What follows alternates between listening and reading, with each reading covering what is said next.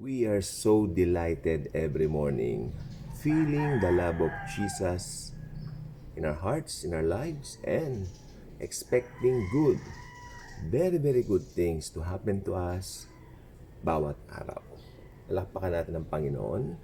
Sa umaga pong ito, gusto ko pong itapik ang isang bagay na kung saan ayaw kong sabihin nakakalimutan, pero alam nyo sa pang-araw-araw nating buhay, supposed to be, ito dapat ang maging pundasyon. Ito dapat, dito tayo nakaangkla, dito tayo nakatayo. Ito ay ang krus ng Panginoong Hesus. Ang krus na kung saan inalay niya, iniatang niya ang buhay niya para sa kaligtasan ng sangkatauhan. Maraming mga tao ngayon ang nabubuhay na kaaway ng krus ni Kristo. Nakikita po natin ito. Paano naman sila magiging kasangkapan ng krus ni Kristo kung in the very first place, talaga nga namang kaaway sila nito? Paano ba itong sinasabi ko? Come on, let me explain this to you. Ang isang tao, kapapanganak pa lang sa mundong ito, nandoon na po yung sin nature. So, ang nature ng tao, kapapanganak pa lang, kaaway na ng krus ni Kristo. Kaya minsan may mga tao na alam natin hindi mananampalataya, whenever, for the very first time we are opening to them the gospel, makakarinig tayo ng rejection, minsan masisigawan pa tayo. Kami po pinagtabo yan sa isang tahanan. Hindi ko malilimutan yan. Ilang tahanan yan, pero merong isang severe na pangyayari na kulang na lang talagang palayasin kami. Pinagwiwikaan kami ng hindi magaganda.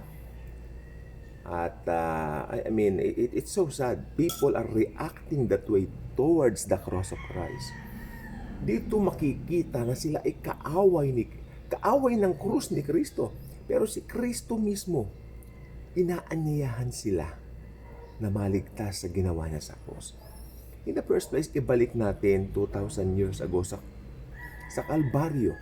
Ano ba ang nangyari sa Kalbaryo? 3 tao ang nakapako sa Kalbaryo. Okay? May 3 krus sa Kalbaryo. Meron sa kanan, meron sa kaliwa, at meron isang nasa gitna. Alam niyo po ba ang tingkad o ang singkad, or should I say, yung pinaka-meaning nung taong inilalagay sa gitna during that time? Parang pinalalabas nila, kaya iginitna nila si Kristo doon sa pagitan ng dalawang magnanakaw. Parang pinalalabas nila na si Kristo ang pasimuno ng gulo, ng kalokohan, at gumagawa ng dibisyon sa imperyo ng Romano noong panahon na yaon. Alam naman natin, imperyong Roma ang nandoon during that time. No? Kaya, alam po, sa mga pangyayaring yun, yung insulto, no, yung kahihiyan, talagang tinamo ng Panginoong Hesukristo habang siya nakapako sa krus ng Kalbaryo. Many things na nakikita natin sa mga depictions sa panahon natin ngayon tungkol kay Jesus, nung nakapako siya sa krus, ay may tapis, no? O itong krus namin dito, may tapis siya. Meron kaming cross dito na medyo may kalakihan. Ito ay pamaana pa ng mga ninuno namin. Ito may tapis, no? May tapis siyang nakalagay. Pero alam niyo po ba, sa totoo lang po, si Jesus, when He goes to the cross, He underwent it, no? Lahat. Pinako siya lahat. Siya po ay hubot-hubad na nakapako doon, sapagkat sinasagip din niya ang mankind sa kanilang kahihiyan. No? Yun po ang pangyayari 2,000 years ago. Hindi lang po nasaktan ang katawan niya, nasaktan din ang kanyang tinatawag na, kumbaga, dignity. No? So, marami po ang nangyari sa krus. Kaya nakakalungkot ngayon, many people are still acting, sabi naman po talaga ng Biblia, enemies of the cross of Christ. Kaya nga po nandito tayo, we are the ambassadors of Christ. We are here to introduce. Tayo ang magpapakilala sa kanila kay Kristo. Ipapakilala natin si Kristo sa kanila, ano ang ginawa ni Christ sa kanila. So napakahalaga po talaga ng mga bagay na sinasabi ko ngayon, sapagkat back to basic tayo, na napaka-importante po. Malamang dito po sa channel natin, makikita po natin kapag ka end times, mga doom and gloom, mga rapture, mga second coming. Actually, sana tribulation ng topic ko, pero sabi ko bukas na lang. Bukas na naman po ulit dahil meron akong mas mahalagang sasabihin ito. Ito po, dahil ang sabi talaga, in season and out of season, ipangharal talaga ito. Dahil sa dami nangyayari ngayon, bakit ko po ba naisipan ipangharal to? Ano nag-udyok po sa akin? Sapagkat kung ito sa panahon natin ngayon, magbukas ka ng social media mo, maraming mga kabataan, no? Hindi lang pumatanda, mostly ngayon kabataan pumapanaw. Meron po akong mga nakikita, bigla na lang natutumba, nagkakasakit. Yung iba naman po sa ibang paraan namamatay. Pero ang pinakaugat po nito, namamatay sila. Maraming taong namamatay. Kaya we Christians should go back to the basic of telling them paano maligtas. Dahil death is inevitable to each and every person.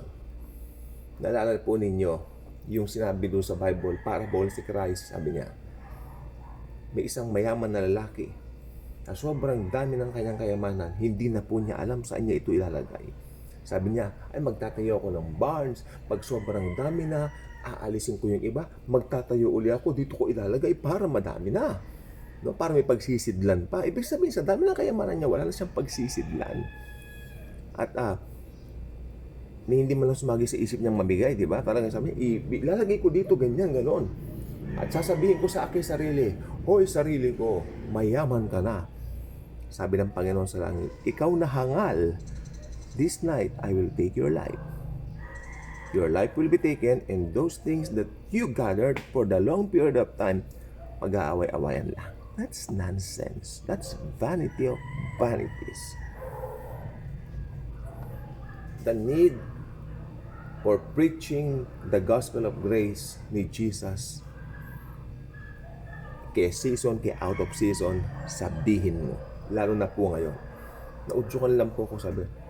Makikita mo sa mga dalawang tao, 5 tao, ganito, ganyan, ganon, namatay.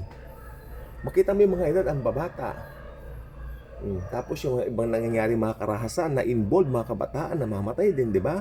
Hindi na po ako magbabanggit dito. Alam niyo, napakasialan po ngayon, no? So, huwag tayong magbabanggit ng pangalan. Do not drop names if possible. Para sa atin din pong ikaliligtas para hindi tayo mapahamak naman doon sa tinatawag na baka mamaya magkaroon pa ng pangit sa atin, no, na mga pangyayari, no? So iligtas din natin ang sarili natin doon. Kaya ako generalize ko, maraming namamatay ngayon. Dito lang po sa mga kakilala namin, kasi meron po akong tiyahin, meron siyang punerarya. Ang namatay ngayon kahapon dyan na inilagay ay isang 19 anyos na lalaki. Nabangga na aksidente. Nabangga. Yung isang gabi na aksidente na bangga. Nandiyan ang bangkay. Naayos na siguro yung kanyang bangkay. So, ipong gusto ko sabihin po, namamatay ang tao. Can you just imagine, people die daily without knowing Christ? And that is sa ating mga Kristiyano, yan ay isang kakilakilabot na katotohanan. Alam natin na ligtas tayo sa grace ni Christ. And maraming taong namamatay na hindi kilala si Kristo. Alam natin ang kanilang tutunguhan. Hindi po yan biro.